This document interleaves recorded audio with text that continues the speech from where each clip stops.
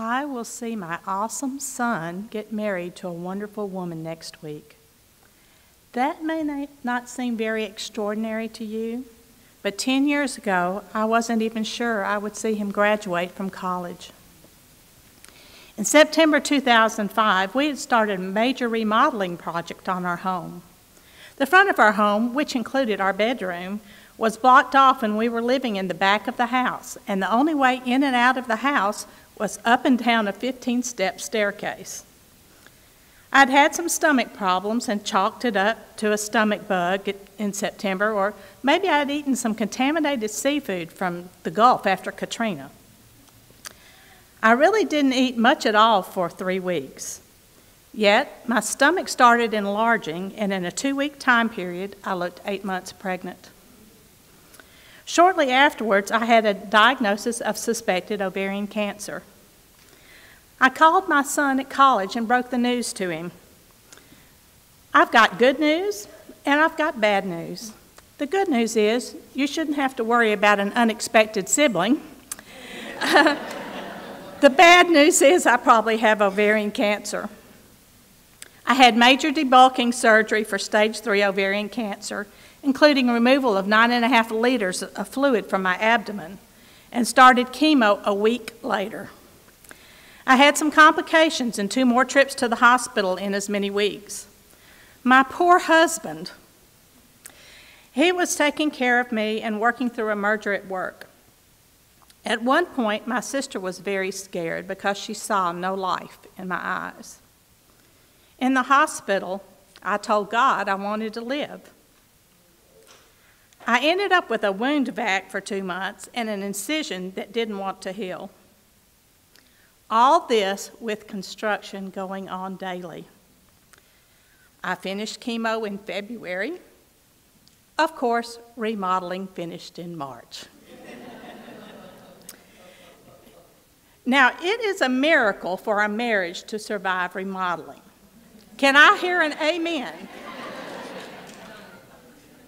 But not only had our marriage survived, but so had I.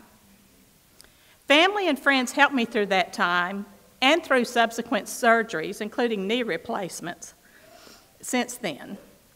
It would take me until tomorrow to list all their kindnesses. As I got better after chemo, I resumed caretaking duties. My husband's mother and stepmother each lived alone but needed assistance with many activities of daily living. I was a sponsor for a widowed family friend with MS who had been in a nursing home since 2001 and resumed that role. A church friend who had worked there had taken that responsibility for me while I was down. Good news! I saw my son graduate from Belmont University the following December and get his first teaching job 45 minutes north of Chicago. Now, cancer doesn't run in our family, it gallops.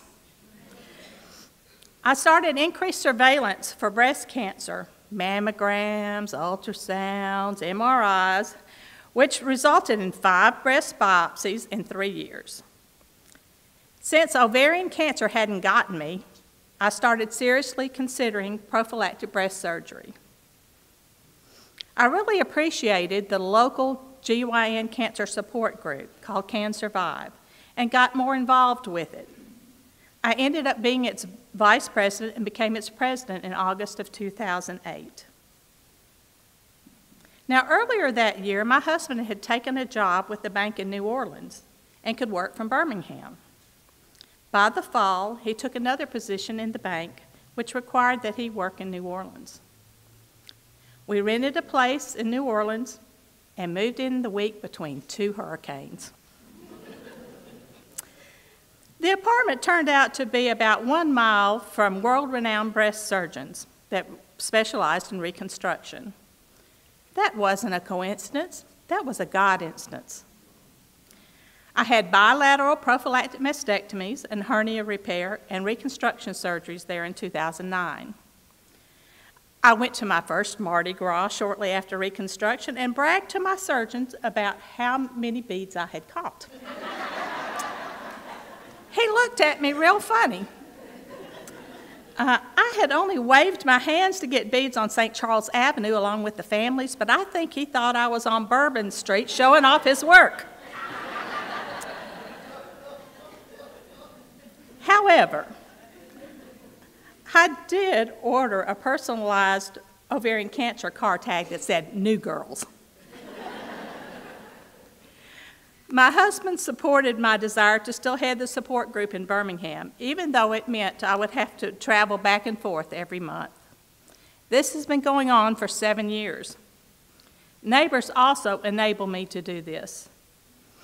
I'm in Birmingham for the majority of the 2 meetings per month, fundraisers, and awareness events.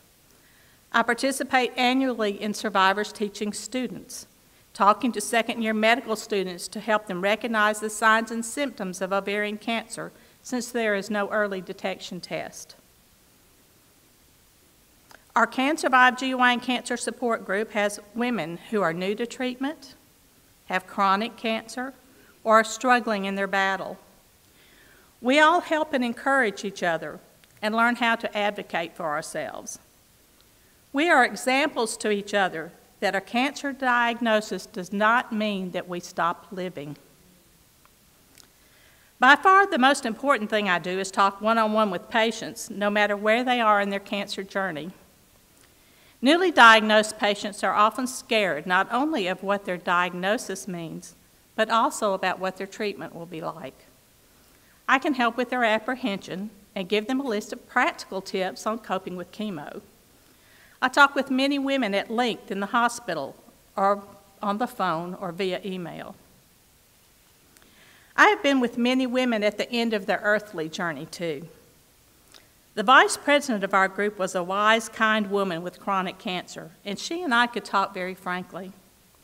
One particular autumn, the number of ladies we lost really got to me, so I called to talk to her. Her words to me were, "Well, you know, Cheryl, we're not in the broken arm support group." Indeed. Over the years, I've planned most of Can Survive's meetings, which can tackle the tough topics when needed, but tend to be upbeat. I use humor often. We took a group picture holding a treatment applied sign out of my yard. We held it in front of us, and I sent the picture to our oncologist. Laughing makes us all feel better, so I pushed for a comedy club fundraiser. People just had to come and enjoy themselves for an evening. And the best part of it was I got to stand on stage and tell corny jokes. My second act, I'm Cheryl, a survivor, a voice for ovarian cancer, a person who eases the way for others in their life journeys. And next Saturday, I am the mother of the groom.